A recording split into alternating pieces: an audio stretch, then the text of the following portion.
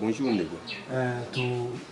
moni bino na quartier na biso awa to meke pe komona mabulu mingi ipanzi wana to ebite oko betela biso lisolo comment ça fait-il libulu ko mabongo et puis omona ite komi munene makasi mais to moni même pas peut-être moi chantier moko wana ko robomisa est-ce que oza epé na moi briefing ya ko yebisa biso par rapport au etali libulu wana? Oui, merci pour na o etali libulu oyo ozoloba eza libulu eza musika te na biso eza libulu moko ebandi lelo te eza libulu moko depuis kala libulu wana ebandaka basalaka bassin moko ya mai ya arrêté ya mai de façon que mai soki euti likolo ntango ezokita ekoti na bassin wana ya léger pression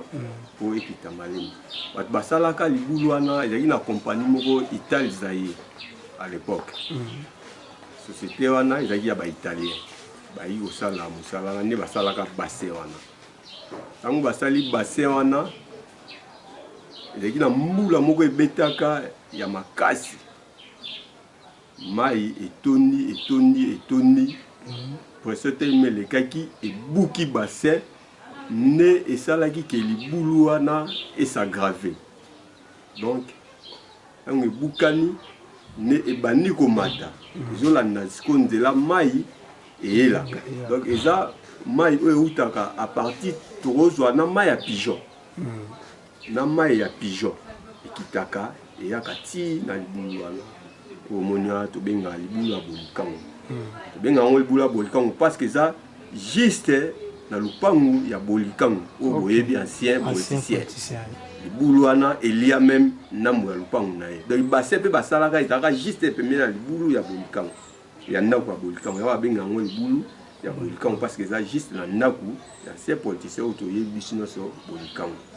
mais libulu wana jusqu'à présent ntango efe wana eleki ekoleka batan baye kotinda entreprise moko eya kosala caniveau mpo emema mai ti na rivière Makelele entre frontière Selembao na Ngalema babandi travaux ti ekomi pembeni ya ancien vice-ministre monsieur Pocha caniveau eye kosuka quelque part kuna baabandone na bango mosala batika namba ya caniveau wana parce que mai ntango ezoya ezosala lokola shit caniveau esili te ezosala sikoyo lokola shit mai ezoya sa shit na se ekomi koliamba caniveau ekomi kobukana maleme muke ti ebandi komata ti place boye komona yango esukeli wana juste na avenue Lundisa ne basalaki befort ya koarrete yango wana donc caniveau donc eza libulu moko tokoki koloba dans ensemble eza abandonné toyoka basouption ke mbongo ebima mpona batravaux wana mais ezwa makolo etambola selon ekoto toyokaka ke mbongo ebima mpo bato basilika oyo basala mpe bamarche toza na ndeko na biso moko edi aza na avenue Cheval aza mwa leader ya bagene nde aorganizaka marche mpona libulu wana mpona libulu wana bamarche esalamaka me bakonzi tala ndenge baninga oyo baza pembeni ndenge mapango ekei libulu wana elieba mapango ebele ya kosakana te mapango mpena ekei eti lelo ezolia kaka me leta azoloba eloko te. Bongo papa nayebi na série moko ya Kabila fils ezalaki na ntongo anosala ba 5 chantier na ye wana angona comme ici ba chinois bazalaka wana banda kobomisa mais comme ici bango batikaka kaka travaux ngo inachevé ou comment yango tolobi donc basala absolument eloko te ezalaka mascarade ezalaka mascarade basala na bango eloko te mpo so basalaka eloko ne bonga bomona suite ya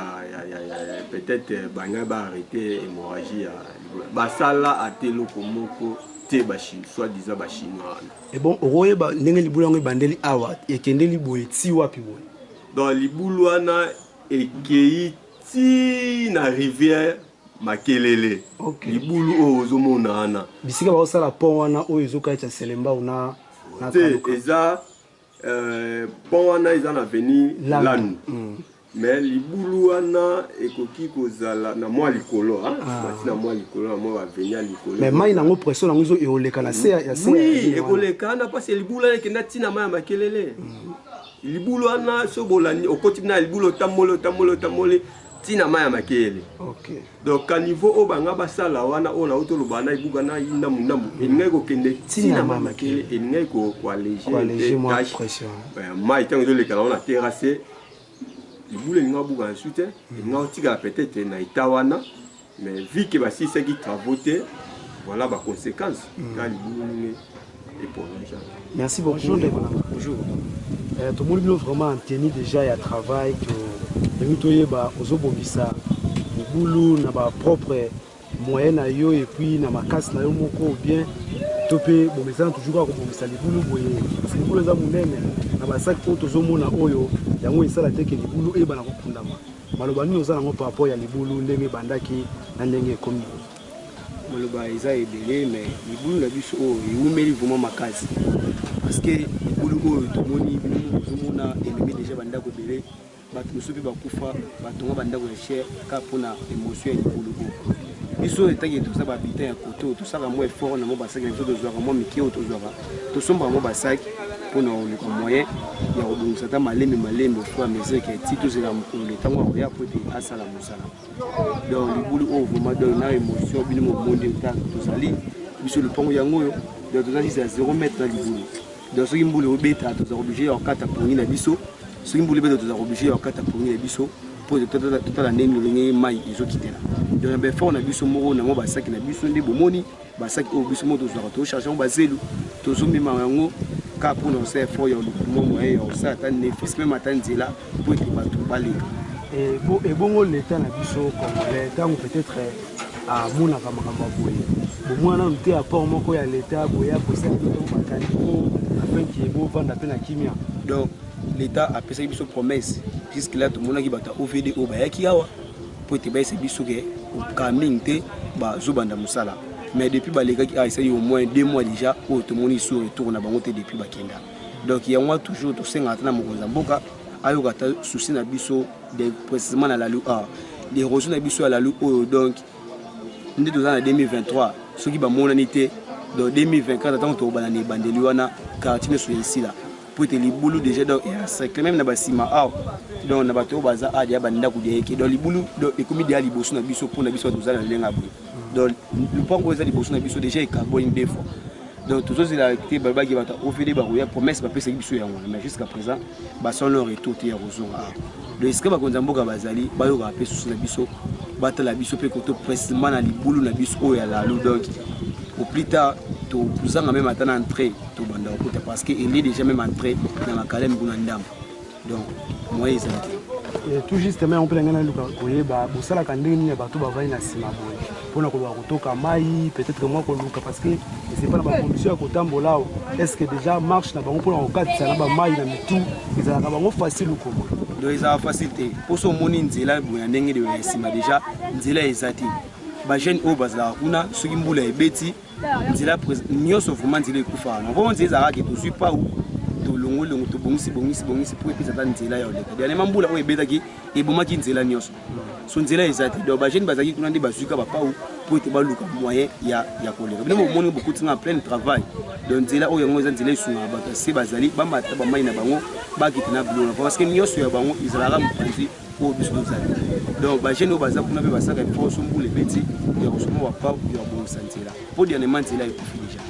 bongo malobano ya suki eza nini etaki lokola jeune oyo ozali komona peut-être lupango na bino ezokende déjà na koloba ete na kokende epuis kotala bavoisin bozalaki na bango mapango ezalaka susu te malobano eza nini epai ya mokonzi ya mboka na biso maloba na biso ezalaka moko président de la république Fathi Beton oyo aza vraiment mokonzi ya mboka ye ayokaka susi soki ayoki susi na biso tomona ata un mois ezala ebele po ete tomona deya mosala ebanda kosalema donc maloba na biso eza ete mokonzi ya mboka ye nde ayokaka susi mpe ya peuple na ye oyo bazali mopanzi ya lalubu donc maloba nyonso toti wana mokonzi ya mboka ye ayokaka susi po ete batravail ebanda awa po ete biso mpe tozwaka meme kimia meme ata mpona kolala même ata mpona ovivre mpo soki mbula ebandi toza oblige ya kokata bapongi na biso po te tobima totala ndenge nini mai ezokita donc mokonzi ya mboka oyoki na biso susi précisement awa vraiment na libulu na biso oyo alalu oyo vraiment donc ye vraiment yoka susi po te atinda ata bato baya awa po basala mosala po te quartier ezonga so na parti ezalaki liboso. Vraiment merci. Merci beaucoup.